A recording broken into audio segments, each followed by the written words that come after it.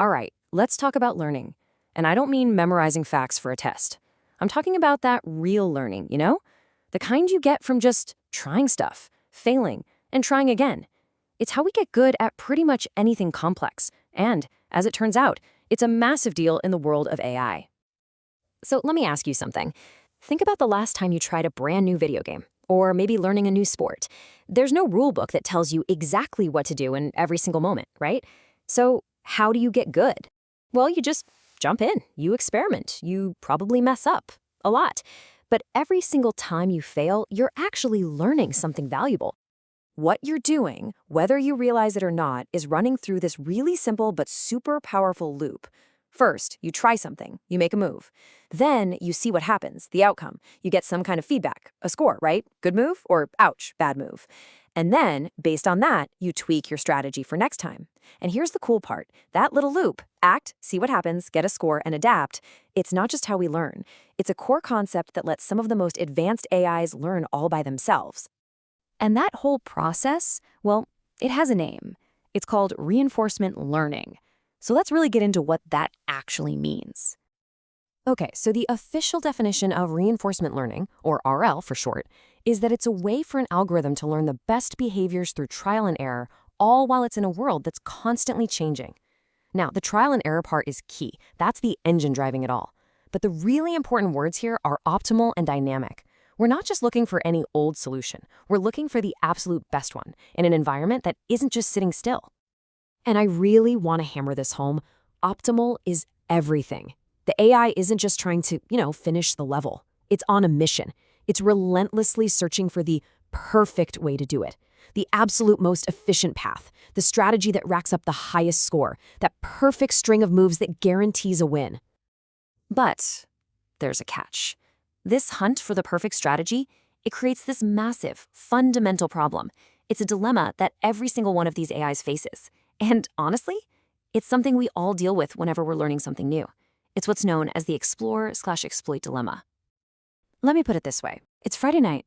Do you go to your favorite restaurant, the one you know is going to be good? Or do you check out that new place that just opened up? The one that could be absolutely amazing, but could also be a total disaster. That's the choice, right there. Stick with what you know works, exploit your knowledge, or risk it all to explore for something that might be even better. And that right there, that simple decision, perfectly captures the central conflict in reinforcement learning. You've got exploration on one hand. That's all about gathering new information, trying new things, even if you might fail. And then on the other side, you've got exploitation. That's just using what you already know to get a pretty good, reliable result. The danger with exploiting too much is subtle, but it's huge. You could be missing out on a way better reward just because you never tried to find it. So the real secret to mastering RL isn't about picking one. It's about finding that perfect, delicate balance between the two. So you might be wondering, how do the people building these things actually solve this? Well, one really clever trick is called count-based exploration. The idea is actually pretty simple, but it works wonders. The algorithm literally gives itself a little bonus, a little reward, just for trying actions it hasn't done very often. It's almost like they're programming a sense of curiosity right into the machine. All right, so we've talked about what RL is and the big challenges it faces. Now let's pull back the curtain a little and peek at the engine that makes all of this work, especially in these crazy dynamic worlds.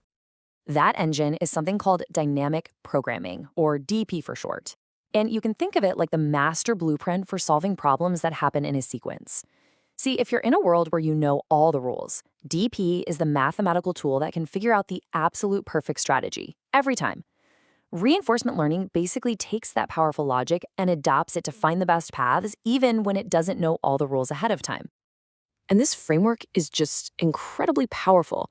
It's the secret sauce behind finding what are called policies, which are really just optimal rule books for an AI to follow. You see this in robotics, in game theory, all over the place. But what happens when the world is just too darn complex to map out completely? I mean, think about a game like chess with its mind-boggling number of possibilities. That's where developers use something called approximate DP. It's a way for the AI to find solutions that are close enough to perfect, which is what makes it possible to solve these massive problems in the real world. Okay, so now we have a handle on how it works. But where does RL actually fit in the bigger picture of AI? In the whole story of artificial intelligence? Let's kind of zoom out for a second and see. So, if you think about the history of machine learning, it really started with these very early kind of theoretical ideas about how brain-like networks could work. Well, today, reinforcement learning is a huge piece of that story. It's a major paradigm shift. It's a real practical way to build smart systems that learn from actually doing things. It's this crucial bridge that connects those old abstract ideas to the incredible applications we're seeing all around us today and the ones that are still to come. But for all its power, it's not magic. This way of learning has its limits, and learning just from experience starts to bump up against some really deep, fundamental questions about what can and what can't be learned at all. And this is where the practical, hands-on world of RL meets this much bigger, more theoretical idea called learnability theory. See, learnability theory isn't asking, hey, how can we make this algorithm faster? It's asking a much bigger question. What are the absolute, unbreakable mathematical limits of what any learning algorithm can ever figure out? You could almost think of it as the conscience of machine learning, keeping everything grounded in reality. And that leaves us with one last big question to chew on. We've just seen how machines can become masters of incredibly complex things using this very sophisticated trial and error approach. So if they've got that down, what's left? What's the one thing that's still way out there on the horizon? Something they still can't learn? Definitely something to think about.